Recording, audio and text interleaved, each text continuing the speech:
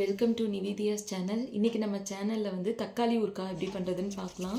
தக்காளி இப்போ ரொம்ப கம்மி ரேட்டில் கிடைக்குதுங்க. ஸோ தக்காளி ஊறுகாய் செய்யலான்னு சொல்லிட்டு நான் இன்றைக்கி 1.5 kg தக்காளி எடுத்திருக்கேன்.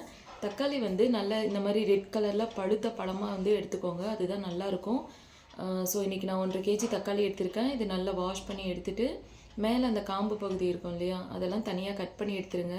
அது நம்மளுக்கு தேவையில்லை. கட் பண்ணி எடுத்துகிட்டு தக்காளியை ஃபுல்லாக நல்லா சின்ன சின்ன பீசஸாக கட் பண்ணி ஒரு பாத்திரத்தில் சேர்த்துடலாம். இப்போ இந்த தக்காளியை தனியாக எடுத்து வச்சுருங்க. இது கூட நம்ம என்னென்னலாம் சேர்க்க போகிறோம் அப்படிங்கிறத பார்க்கலாம். இதில் வந்துட்டு ஒரு லெமன் சைஸ் புளி நம்ம சேர்க்க போகிறோம்.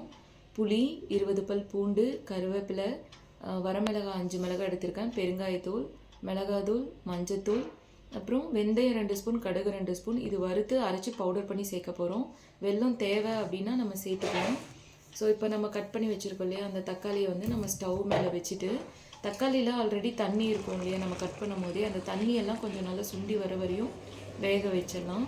அது வேகட்டும். இப்போ நம்ம வந்து வெந்தயத்தை வந்து ஒரு பாத்திரத்தில் சேர்த்து நல்லா ப்ரௌனாக வர வரையும் வறுத்து எடுத்துக்கலாம். கடுகையும் சேர்த்து நல்லா வறுத்து எடுத்துக்கோங்க. இது ரெண்டையும் ஆற வச்சுட்டு ஒரு மிக்ஸி ஜாரில் சேர்த்து பவுடர் பண்ணி நீங்கள் எடுத்து வச்சுக்கோங்க.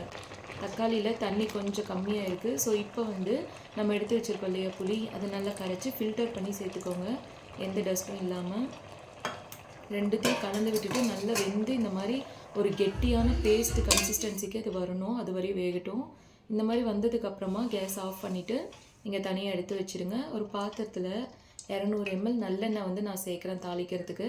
நீங்கள் வேறு எந்த ஆயில் வேணாலும் யூஸ் பண்ணிக்கலாம், ஆனால் இந்த ஆயில் நல்லா டேஸ்ட்டாக இருக்கும். ஸோ வெந்தயம், கடுகு இது ரெண்டுத்தையும் தாளிச்சிட்டு பூண்டு சேர்த்து தாளிச்சிடுங்க. கருவேப்பிலை, நம்ம எடுத்து வச்சுருக்க வரமிளகாய் எல்லாம் சேர்த்து தாளிச்சிட்டு இப்போ வந்து ஸ்டவ் ஆஃப் பண்ணிடுங்க. ஏன்னா இதுக்கப்புறம் நம்ம அந்த தூள்லாம் சேர்க்க போகிறோம். ஸோ அது பவுடரில் கரிஞ்சிடும். அதனால் நம்ம ஸ்டவ் ஆஃப் பண்ணி சேர்த்ததுக்கப்புறமா மறுபடியும் ஆன் பண்ணிக்கலாம். மஞ்சத்தூள், மிளகாத்தூள் உங்களுக்கு காரத்துக்கு ஏற்ற மாதிரி சேர்த்துக்கோங்க. நம்ம அரைச்சி வச்சுருக்க பவுடர், வெந்தயம், கடுகு பவுடரை சேர்த்துட்டு நல்லா கலந்து விட்டுருங்க எண்ணெயில். ஸோ இப்போ வந்துட்டு பெருங்காயத்தூள் 2 ஸ்பூன் வந்து சேர்த்துக்கோங்க. இதெல்லாம் சேர்ந்து நல்லா கலந்து விட்டதுக்கப்புறமா இப்போ மறுபடியும் ஸ்டவ் ஆன் பண்ணி வச்சுக்கோங்க. ஸ்டவ் ஆன் பண்ணிவிட்டு நம்ம ஏற்கனவே ரெடி பண்ணி வச்சுருக்கோம் இல்லையா, தக்காளி புளி போட்ட பேஸ்ட் இருக்கும், அதையும் வந்து நம்ம இதோடு சேர்த்து நல்லா மிக்ஸ் பண்ணி கொடுத்துருங்க. இந்த பேஸ்ட் இதோடு சேர்த்துட்டு நல்லா அந்த ஆயிலில் வந்து கலந்து விட்டுருங்க. ஸோ இப்போ வந்துட்டு தேவையான அளவு உப்பு நம்ம சேர்த்துக்கலாம். உங்களுக்கு புளிப்பு அதிகமாக இருக்க மாதிரி ஃபீல் பண்ணிங்க அப்படின்னா நீங்கள் வந்து தேவைன்னா வெல்லம் சேர்த்துக்கலாம், புளிப்பு கம்மி பண்ணுறதுக்காக.